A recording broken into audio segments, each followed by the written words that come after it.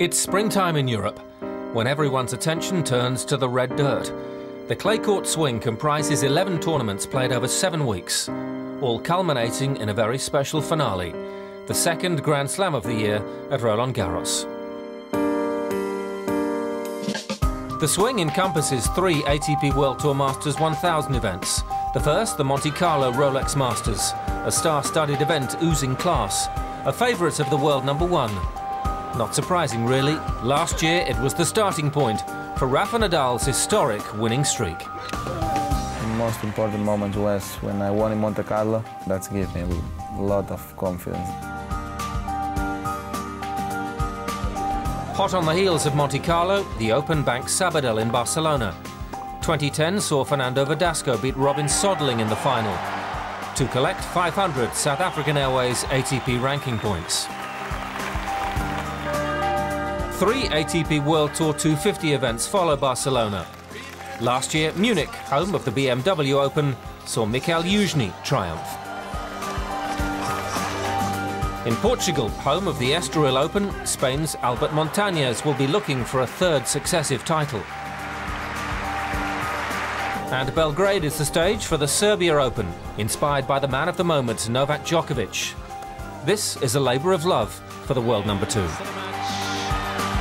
We are having big expansion of this sport and huge popularity in the last 2 years, and I think we absolutely deserve to have an event. I know it took a lot of work, and dedication and a lot of energy spending, but people are proud.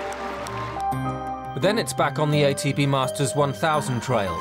Madrid and the Magic Box, the next stop.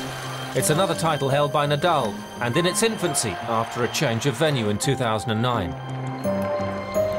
There's no let-up as the final clay court ATP World Tour Masters event is held in Rome.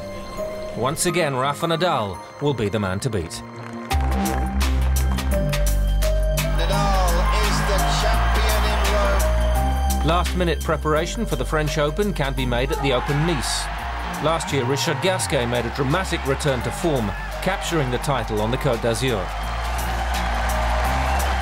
And that same week, in a departure from the usual ATP World Tour format, players have the chance to team up with their compatriots for the Power Horse World Team Cup in Düsseldorf, last year won by Argentina.